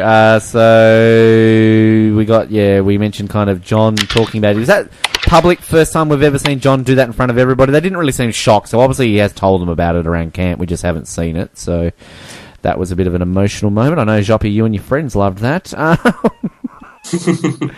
And I gotta, like, the moment I kind of assumed that Natalie had, like, flipped was just before Jeff read the vote. She got a shot of Natalie. She, like, turned to John. I don't know if anybody caught that. And then they showed the shot after the votes, and, like, John's like, what the fuck? And then, like, Missy's like, what the fuck? And then you saw Natalie's face, and she's like, she's like, I did something bad! Jeez, didn't know Jan Gentry was on this thing. American! And then going back to kind of Jeff possibly loving Keith out of all of them the most. Jeff turns to Keith. Keith, good news for you. Sure is. To see him winning the game. Keith, winner of Survivor, good news to you. Sure is, Jeff. I won all those immunity deals. Now we can get Wesley out of the house. Oh, God. Good on you, Keith. And Alex, last words. At least I beat Drew. Look, honestly, I think anybody could beat Drew. It's not really that big of an achievement. Well, Rocker didn't, Val didn't, and Nadia didn't, so they're the three. So I think we've kind of covered that. We'll get into our final bits and a few things to say. I'll let you come in, Reese, very, very shortly, even though it's nearly on midnight, and Catherine, I'll play your thing. And, of course, I've got to read a bit more of this, guys. You're begging for it. Anything else anybody wants to bring up before we get to some closing things, Joppe? Anything? You want to defend your girl, don't you? No, I'm cool. I'll defend her on my recap. I don't hate Natalie. I just think there was a few people kind of on Twitter who were thinking I was like hating on Natalie. Having said that, though, I also think it's kind of the Natites who are just. There's always one. Like I got it a lot last year with Trish. Like, you go negative. Well, Trish was valid because you were just a plain idiot during that time. I still stand by everything I said because I've had Tony and Cass back up things in interviews. But anyway. I don't want to belittle Survivor fans. What do I know? But nothing. You casual fan. I feel like as soon as like someone gets a lot of airtime, it's all like, oh my god, Reed! What? He's so good. He's going to win. He's going to be a returnee. And like Natalie got a lot of airtime. Natalie did some good stuff, but she also made some fatal flaws. Oh my god, Natalie! Winner, like returnee. Very one-sided. Very one-eyed. Well, it's kind of like as soon as someone gets airtime, they're the greatest. Yeah, it's very sport-esque that. But I still like Natalie. I love Natalie, love her. But it's to me, it's like that sort of tribal mentality when you follow a sports team that your team, no matter what they do, is never wrong. The umpires always hate your team. You know, you were robbed. This happened. You were absolutely robbed in any aspect, and you can't see anything about it. Jared's netball team. Netball team. The umpires are terrible. Every week. Fucking ridiculous, man. Come on. The mob mentality of the fans of Jared's netball team. Yeah. Hashtag Jared was robbed. In their 1910 costume. Catherine asked a question. Here's a good question. Who would be a satisfying winner? John. Oh, Joppe loves John. Well, I'm getting $100 if John is the winner, so it's going to be satisfying. What else? Noah's taking me out to Pizza Hut if he wins. I heard that rumour. Literally everyone except for John would be a satisfying player at this point. Baylor? Yeah, that'd be hilarious. The Americans would go crazy. I don't think the Americans would give a flying shit if Baylor won.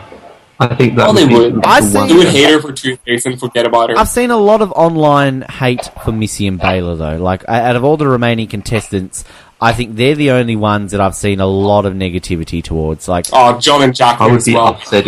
I see a lot of Jonquilin love. I don't see a whole lot of Jonquilin hate, except for those idiots. Can I just point out those people who were trolling? I know we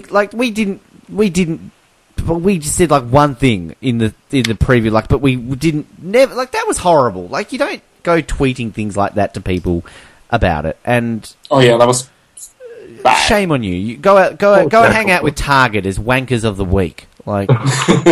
Ocean Award. Hey, you know who's going to win it next week? Target's a shoo-in. And that girl. Oh, and that girl. But, yeah, I feel like the least satisfying winner would be Missy. I'd be very upset if Missy wins. Jared, what's your thoughts? I think kind of the only person left who I really don't want to see win is Baylor. I mean, I'm not a huge fan of John. I'm kind of becoming less so just because he's kind of annoying me these last 2 episodes. But I acknowledge that he's made moves and done stuff throughout the game, whereas I don't know. I just haven't liked Baylor from the beginning. So Well, it's kind of like I said this to Noah today. It's all about us and Noah. Me and Noah.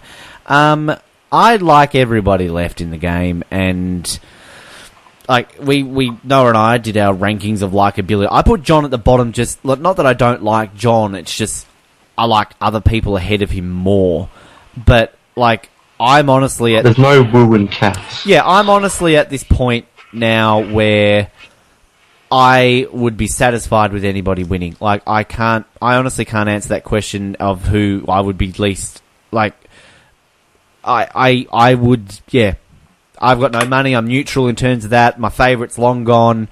I haven't really disliked a whole lot of people this season except for Drew and Alec. Well, I don't dislike them, they're just idiots. But, like, I mean, there's no Sky from Big Brother left. Like, I'm not hating on one person so badly. The final 3 years going to be exciting, that's for sure. Yeah. Absolutely. Now, I haven't held this number up. We're an hour and a half in. Nobody's going to call in, whatever. Catherine, you're in the chat. Do you want me to play your your voicemail or not? I can. It only goes like 20 seconds. Play it. All right, Catherine. Now, for everybody on the line on the Skype, you're not going to hear this. Pretend you hear this for 23 seconds.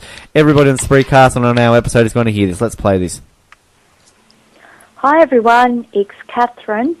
Can't be with you tonight because, of course, Go in Melbourne's deciding to show the episode at 9:30 instead of 8:30 like you guys. So I thought I'd call and be on the Oztopsy in spirit, if not in person. Anyway, thanks. Bye. You're welcome. Unfortunately, they didn't even show at 8:30 here, Catherine. I agree. Yeah. You guys I definitely agree. Heartfelt work. They didn't even show it at 8:30 here, Catherine, so... They lied. They lied. Thought for once Tasmania was ahead. But, no, we weren't. And, Reese, I will add you in very, very shortly. We're going to get to our final lot of things here, but who's up for a bit of Princess Who Lost Her Nose? Me. Couple of chapters. So, when we last left off PR Karen and her adventures, she just found a horse and was riding to Death Valley to try and... 1,000-year-old missing horse or something like that. It was a night suit. She's trying to save the kidnapped Pre-Dixon, who had been kidnapped by the dragon. All right. Oh. Chapter 12. Right, so she's on the horse and she's riding to Death Valley. Okay. When she got there, to Death Valley, there was a big Cyclops guarding the big black castle. PR Karen was terrified, but she stayed calm. Good for her. She got put her sword. Yep, that's good grammar, Ben. Is that lingo of the land? Just got put my sword. That's how I write my articles still, apparently. She got put her sword and threw it on his foot. Chapter 13. Ouch. Cyclops roared really loud. PR Karen looked up for a second and saw that his eye was glowing really bright. Well, where was she looking before that? He's picking on ecstasy, I think. Like, yeah, I forgot there was a Cyclops, though. Maybe I'll look into his other eye. Oh, wait. It seemed as if it would pop out. I have that problem. Just then, PR Karen had a plan. She would throw the sword in his eye. She threw right up and hit his eye, and he gave an awful shout. How did she get the sword from the foot, though? Look, did she have two swords? Plot holes, ignore them, please. Ow, he shouted, and crashed to the ground loudly. PR Karen rushed to the castle and saw the dragon. He looked very fierce. Ooh. Who would win in a fight, a Cyclops or a dragon? Well, I think Cyclops is the dragon's bitch. So Dragon. You know what? I want to put in a complaint to Target. I want them to remove Skyrim from the shelves because it promotes violence against dragons. That joke fell. PR Karen says no. Chapter 15. The dragon had Pre-Dixon locked in a big cage. PR Karen had to kill the dragon to get him back. Well, thank you, Captain Obvious. Chapter 16. PR Karen didn't know that the dragon had eaten the fuzzy thing. But just then... Fuzzy thing's Can I just hold this up to the cat? I obviously went to the Channel 7 School of Editing as a 9-year-old. If I can hold this up, look at that. And just then, ... We turn the page, chapter 17. PR Karen saw fluff coming out of the dragon's mouth. And then she just remembered that she had her nose eaten by the fuzzy thing. She's got a very short memory. Oh no, she said. You would get that. Chapter 18. I've got to go inside the dragon. So she... Sounds a bit sexy. So she jumped up high, and the dragon picked her up. Oh, well, that's nice. Chapter 19. The dragon licked his lips. Then he swallowed her completely. Oh, the end. PR Karen slided down his esophagus. Apparently I knew the word esophagus as a 9-year-old. Spelled it wrong, though. I spelled esophagus, and here's one for you, Catherine. I spelled it esophagus. And straight to his enormous stomach. Calling it fat. Chapter 20. PR Karen was all slimy. That's a bit sexual. But when she was in the stomach, she found the fuzzy thing. Hooray! She said. But she never had the sword to cut it open. Oh, no! Where was the sword?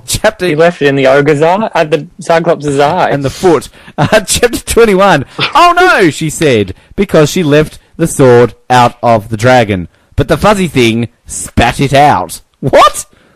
Spat what out? Her nose. Oh, spoiler alert. Chapter 22. Hooray, she said. We got my nose back. But how am I going to get out? Or which hole will she come out? We got my nose back? She's got some, imaginary friend adventuring with her. Now, that's chapter 22. Do I continue or do I save it for next week? One more. You need a good cliffhanger. Alright, I will... Okay, one more. Chapter 23. I'm going to try and make him throw up, she said. So she danced around a lot, and then he was sick. Shall we end it there? Oh, God, alright. Chapter 24. Blech! PR Karen came out really fast. Yuck, she said. But I've got to save Pre-Dixon. Well, where is he? I'm just going to go to the end of the page, may as well. Chapter 25. PR Karen ran towards the cage, but the dragon blew fire onto her. Oh, sorry, hang on a minute. Let's rephrase that. But the dragon blew fire onto her bottom. I mean, he didn't do this before when, she was going to go inside him. And where does the fire come from? His stomach? Is she just not in a stomach filled with fire? Ouch, she said. Well, that's a bit, just for getting fire in the ass, that's a bit quiet. The dragon... It was the light ember. The dragon had a big diamond on his head, which started to glow. Suddenly, he turned straight into... Oh, hang on a minute. Here's a plot twist. Suddenly, he turned straight into a mummy. Oh, no! Whoa. Did not see that coming. I think we got to end it there. Oh, That's a okay. big cliffhanger. I think Joppe laughed at the fact that he turned straight, more so than he... Yeah, I did.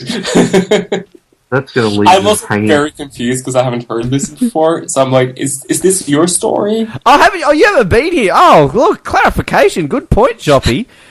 This is a very fascinating and riveting novella I wrote as a 9-year-old in 1996. If I hold this up to the camera, I've copyrighted it B. Waterworth, 1996. So all you bastards, you can't steal it. And yeah, I called it The Princess Who Lost Her Nose by B. Waterworth. 32 chapters of funny action. I haven't laughed once in this book, let's be honest. It's very good.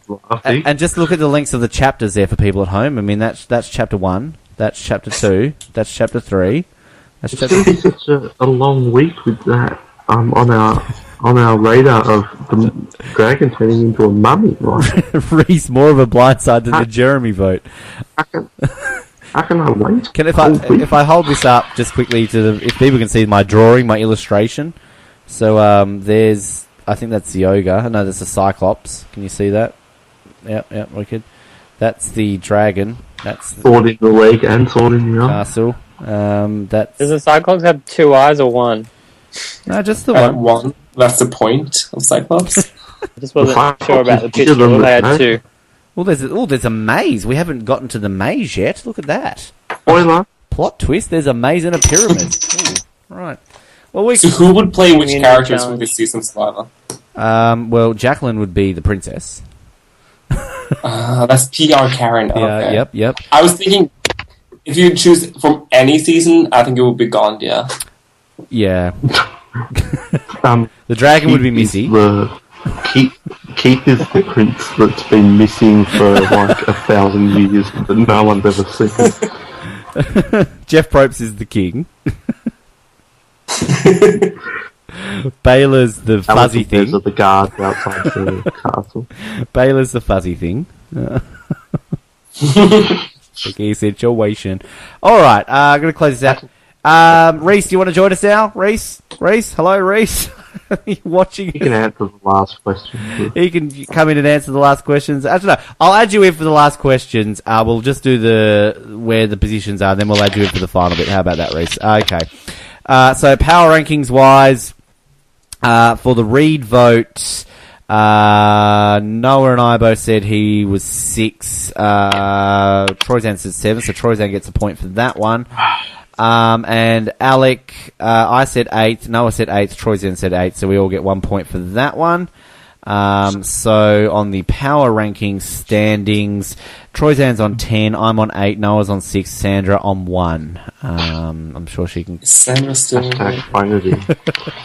hang on a second, Reese. I'll call you in just a moment. There we go. Thank you, Reese. Okay. We'll call you. You just don't call us. We'll call you. Good audition. All right. So the sweep. Andrew went from Reed. Yep. And hi, Andrew. What? And who had Alec? Oh, Jared. Hello. How are you, Jared? You're a bit teary. Not really, just because I feel like it was Alec's best 2 episodes, so he really went out on a high there. He did. You knew it was coming. I think he was high the entire season, but that's another story. Okay, so Joppe, you're still in it. Keith, he's my new favourite apparently this week after 3 weeks ago saying he had no chance in hell of winning. How you feeling, Joppe? Yeah, 50-50. I think I have a chance. Right, Noah, you still there with your man John? How you feeling? He's got a shot, but anything could happen at this point. There are 6 of you left, 3 of you are going to get money. Well, last week I had Trish and got out at 5th, so I better at least get $30. 50% chance of winning cash, guys. Rossi's still in with Natalie. Bridget's still in with Baylor. Jimmy's still got Jack. God, I hope Jimmy doesn't win. I love you, Jimmy. I love you, Jimmy. And Nick got Missy. So, there you go. Oh, yeah, Medivac. Is Missy getting Medivac next week? No. No. Yep. Oh, okay. I would go with a no just based on the Channel 7 School of Editing. But, anyway. Alright, this is the one where Noah's getting shitting himself about. Alright. Do you want us to start with Alec or Reed? Oh, let's start with Reed. Okay. So this is pre-season predictions. Let's start with the worst place person. So 8th position. Oh, sorry, no, 9th. Where did he go? No, he went in 8th. He did go in 8th, didn't he? So yes, so he went in 8th. Thank you very much for me doing the math. So worst placed of anybody was Julian. He said 17th for Reed. Sorry, Julian. Colin said he would be 2nd. So he's closest right now. He's within 6. Kate said he would be... Actually, no, I'm not going to go to Kate. Rossi said... Paul also said he would be 2nd. So, bye-bye. Paul, you're not bye-bye. You're leading. You're within 6. I said he would be 11th. I'm within 3. I'm leading right now. But Rossi also said 5th. He's also within 3, so equal first. Jared. Reed family. Jared. you said he would be 6th. So you're leading. Ooh, you're within 2. So we're down to Kate and Noah. Kate said that Reed would be 9th. Joppe, I haven't gone to you yet. You said 6. You're eliminated. Sorry, Joppe. The tension. Forget about the Norwegians. All right. So Kate's leading. She's 1 away. She said 9th. Reed finished in 8th. Noah, how are you feeling right now? I have no idea, but I've gone up to the second last episode without a damn single point, so... You said that Reed... Kate will be in trouble. You said that Reed would be in 8th. You get... You win! You get 2 points! Good job! Round of applause. But I've only got 2 weeks left, so it's impossible to win. But finally, not necessarily. Hang on a minute. No, it's not impossible to win. Let's remember this, Noah. You get 2 points for an exact guess. You've still got. We haven't gone to Alec yet. You've still got 7 people. You can get 14 points here. You could win this game easily. No matter how the rest of the season goes, I'm just happy with 2 points. I'm not the only one to not get any. I'm not fine with this. Thank you, Reed. All right. So Alec, he goes home in 7th. So. Let's start here with you, Noah. You said he'd be 12th. So, you're within 5. I'm out. I said he would be 4th. I'm within 3. I'm winning. Sorry, Noah. Bye-bye. It was fun with Reed. I'll take Reed. I bet you would. Julian said he would be 10th. He's also within 3, so he's equal first with me right now. Ooh, la-di-da. Jarrod, you said he would be 3rd. Sorry, you're out. Kate said he would be 2nd. Sorry, Kate, you're out. Joppe, you said he would be 8th. Oh, close. You are winning so far. Yes! Paul said he would be 9th. He's eliminated. This comes down to Rossi and Colin. Joppe, you're within 1. Oh. Rossi said he would be 6th. He's also within 1. He's equal first with you, Joppe. Colin said he would be announced after this break. No, I'm kidding. Colin said he would be 6th as well. So he also is equal first. So there's a 3-way tie. Joppe, Rossi, and Colin, you all get a point. So, hooray! The standings right now, we're 2 episodes ago. But remember, we still give points for, there's 6 people left. So there's lots of points still to be had. Oh, I'm done. I'm happy with what I got. Let's go from first to last. Colin is winning on 5. Represent Canada. In equal second, Joppe, Rossi, and Paul. Good job, Joppe. So then we would go to 5th, equal 5th, Kate and Noah. You've jumped up to equal 5th, Noah! Yeah. You're ahead of me now, because equal last is Jarrod, I am having a great day. Julian and me. I haven't gotten a point since Nadia. How does it feel to be in the bottom? I like it in the bottom. What? Inappropriate. Awkward. You still want to join us now, Reese? So next week, 6th, I said Wes. I'm going to go well there. Noah, you said Jeremy. You're going to do even better. Jarrod, you said Reed. Good job. Julian said Dale. Paul, has anyone got anyone left in the game? Paul said Josh. Clearly not. Rossi said Alec. Clearly not. Kate said Julie. Wow. Colin said Alec. And Joppe, you said Reed. So nobody's got anybody left. Oh. Wow. Who's got the highest placing left in the game? Oh, I can't even bother working that out. Whatever. We're gonna add you in, Reese. Let's make sure that you are ready. I'm just gonna write in here And this is the very first time I've ever spoken to Reese in my entire life. Is it going to be secretly Natalie cursing us out for critique? It's actually Billy Garcia, but I was going to keep it a secret. Let's add him in. All right. Let's go. I don't even know where you're from, Reese.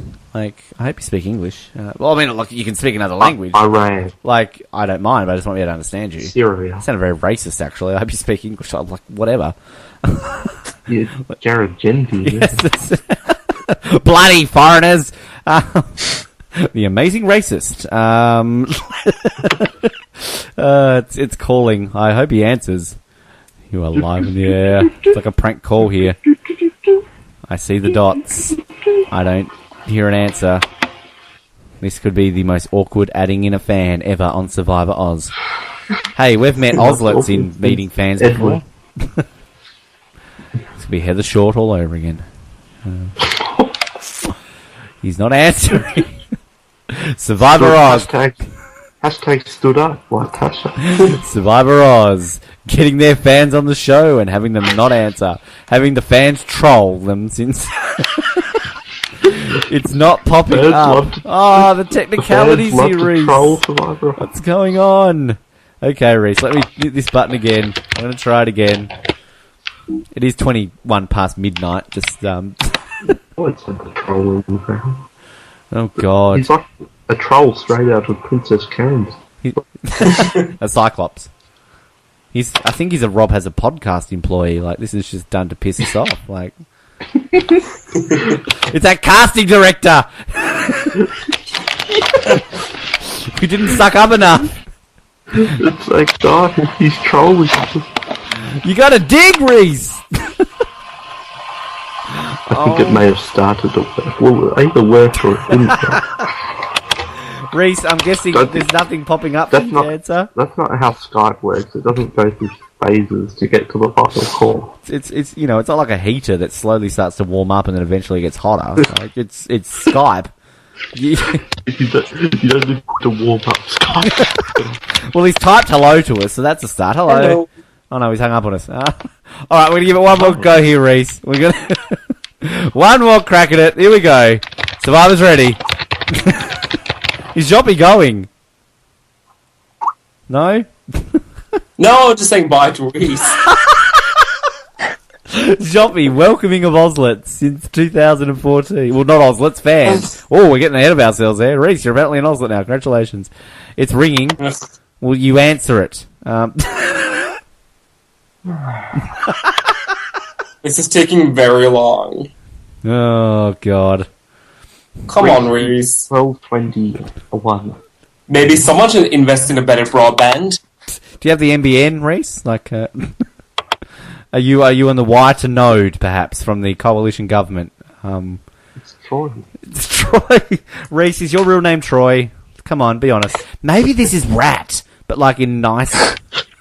It's Jarrod Elliott. It's vlogs. I'd actually be thrilled if it was really Jarrod Elliott. I'm like, Jarrod! Oh, okay, sorry, nah. Reese, sorry, we'll work out some connection issues throughout the week. How about that? We'll get you on next week. I promise you. It's, Did you make a Target joke? No. No, okay, I just got Target on the mind. Yeah, Gerard, he does have Dodo dial-up, apparently. Sorry, Reese. We'll work on something during the week and we'll get you on. Leave a voicemail message. We'd love, we'll play it like Catherine's at least, but we'll get you on. We will. If not, on Oztopsy, we'll get you on our Christmas episode and you can actually speak to a survivor. Probably Billy. Billy Garcia or Gillian Hansen. Both of whom we love very much. Hashtag... Oh, hang on, before we get to hashtag, sorry, who's going to win the season? Joppe? Natalie. Sorry, who? Natalie. Who? Natalie! Okay, James isn't Indian, but okay. Noah. John Mish. Jarrod. John. Reese, it said it went to voicemail. You could leave a voicemail. No, it's probably too late now, whatever. Who's your dark horse to win, Jarrod? Missy. Cottage cheese, wink, wink. Natalie. Joppe. Keith. We didn't even mention like the hashtags much this episode. Jesus, hashtag There was so week. many. There's too many to remember. And who's next to go? Cheese, wink, wink. Natalie, and I changed my dark horse to Keith. Jarrod. Missy. Missy. And Joppe. Jacqueline. So Reese is asking what's Dodo dial-up. Reese, like, I don't know if this is actually like a racist. I don't know. This isn't racist. Are you Australian, Reese? Like, I actually honestly have no idea where you are from. Ben, I don't know what your definition of racist Look, is. But asking if someone's Australian is not racist. My definition of racist is skew-if, because the world's definition of racist is skew-if. Sydney. Yes, but asking if someone is Australian is not racist. Are you near Emu Plains at all, Reese? Like, maybe you could just pop into Jared's house quickly, and then you can speak to us. I don't know if the Lubeck family are quite inviting of strangers into their house at 25 past midnight, but no. Like, what's not close? Like, then the top the swimming practice. What's Sydney not close? Isn't that like, you know, you're 3 hours apart, but you're still like in suburbs next to each other? North Sydney-ish. Well, isn't like Emu Plains is north of Sydney? Am I correct there, Jared? Western Sydney. Oh, the western suburbs. Yeah, man. Hornsby. Where's that, Jared? I don't know, but not close to where I am. That's always like, if I catch a train to the city, that would be like the furthest stop away. Wicked. I just know Penrith and Blacktown. That's about all I can tell you. And Natalie. Hornsby. It sounds like James should live there. I live in Hornsby. It's the Upper North Shore. La-di-da. Reece, surely you can afford better internet. Sounds so fancy. The Upper North Shore. I'm just looking at famous people from Hornsby. No one I've ever heard of. George Collingridge, writer and illustrator. Good for him. Ben, I think we're going to wrap this one. Rich Thompson, professional American baseball pitcher for the Los Angeles Angels. Wicked. The landmarks include the Hornsby water clock. Sorry, okay, I'm getting sidetracked. Hashtag for this episode, Jared, and hashtag for this Survivor Oz episode. These episodes, sorry, there's 2 episodes. Oh, the 2 of them. Hashtag...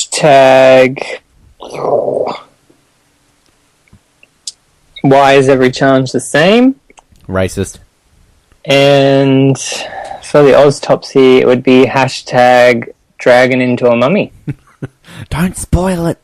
I tell you, that shit's better than Twilight. Like, maybe somebody would do fan fiction of mine and they'll turn it into 51 Shades of Grey. Like, 51 Shades of Karen. 51 Shades of Purple. Target banned 51 Shades of Grey. 50 Shades of Grey. Fuck, I'm losing my... Noah! Hashtags. For the first episode, hashtag passive aggressive chair. For the second episode, hashtag wine snob. And for the Oztopsy, hashtag trolling Reese. Joppe. For the episodes, hashtag don't touch me. Oh, why? And for the Oztopsy, Gandia should be the princess. Just imagine that. It'd be amazing. Butt crack showing every damn day. Danver Diva. I can't wait for you to hear our Thailand Megamix version of Gandia. Denver Diva. Denver Diva. We will be back next Thursday for our penultimate Oztopsy for the season. Second last one. Goodness gracious me. Now, we haven't put any details up about our recap this week because we've had a lot of problems with this week's recap. There's been shuffling around, there's been talking and messages sent. As of right now, and I'm probably going to post this just before I go to bed, it looks as though, unfortunately, we're actually going to have a solo recap this season, this episode, sorry, which is weird for a double episode that we've had 2 people on for every single episode, except for this one we get a double episode, we're going to have 1 person on. Look, you know, this is just how magic we are. But I feel we've got a good person, at least, for doing this. Jonathan Penner is going to... Billy Garcia. Leaf Manson. Ooh. Dan Lou. Hey, that's not even funny, Jared. No, but I was being serious. I wish we could have that sway. But no, in all seriousness, Jonathan Penner, obviously very, very popular, an insightful former contestant from Cook Islands, Micronesia, and Philippines. He will be joining us. So if you get questions for Penner about this episode, about this season, send them my way. survivalrods@hotmail.com.au, or you can find us on social media. Also, our power rankings, our penultimate power rankings will be out early next week. Myself, Noah, and Troyzan. If you have questions for either Reed or Alec, send them our way. I got some early ones last week for Wes, which were great. I'm expecting some good questions for both of them. And I've got a question for you. Ben. Yes. What the fans might want to know. Mm-hmm. Is it 2 exit interviews, or are they on together as one? Look, I honestly cannot answer that because I have actually tried to clarify that with Channel 9, and all I have been told is I will be told when they know. So I think she kind of the Channel 9 lady kind of alluded that generally they are done back to back. So I'm assuming that I will do Reed and then I will do Alec. A sentence I never thought I'd utter in my life before. So look, I'm assuming that's how it will work. But I will. And are they 3 minutes each, or do you get to do 9 minutes? They do 5 minutes each. Just half the. I honestly don't know, so I will tell you. The answer is whatever Rob does, apparently. I really don't know. I will find out during the week, and I will tell you. It probably is the answer. Yes. So yeah, tune into that whenever we have them on. And obviously always a side plug for the Amazing Race Oz. Now, we realise it's Thursday. We're about a day and a half away from episode, what are we up to, 9, 10? And we haven't even... If you are dying to listen to our episode, it is actually on iTunes and YouTube. So you can already listen to it. We just haven't had the article posted. So that will hopefully be tomorrow, because if it's any later than tomorrow, there's really not a whole lot of point of us putting it up at all, but we still will. But again, if you really want to listen to it, Kristen joined us for the very first time on the Amazing Race Oz, and Joppe, you absolutely fucking love the Amazing Race, so that's so boring. Much as you love John. So that will be available online as well. And just a teaser, our last two episode reviews with contestants, so next week's and then our finale, we have some very big people lined up, particularly our finale. I think people are going to be very happy with who we've got to do the finale. I will leave it at that. And our Christmas episode is just around the corner. We're hoping announcing more details of that on the weekend, so get excited. Guys, pleasure as always. Joppe, thanking you. Thank you. Noah, thanking you. You double episode, double fun. And Jared, the answer is B, the Roman god of war. It is always B. Thank you. You didn't tell me to move forward or go back or anything, right? Oh, sorry, you stepped on a hazard and you had to leave the game board. Yes. Cool. We'll be back next week. Thank you for tuning in to Survivor Oz. Oztopsy to everybody who tuned in live as well. Catherine, as always, thank you. Gerard, Reese, we'll talk to you next week. Rat, fuck you didn't join us. And I'm going to leave you on a public service announcement. Boycott Target, they are a bunch of fuckers. Good night. San Juan Del Sur.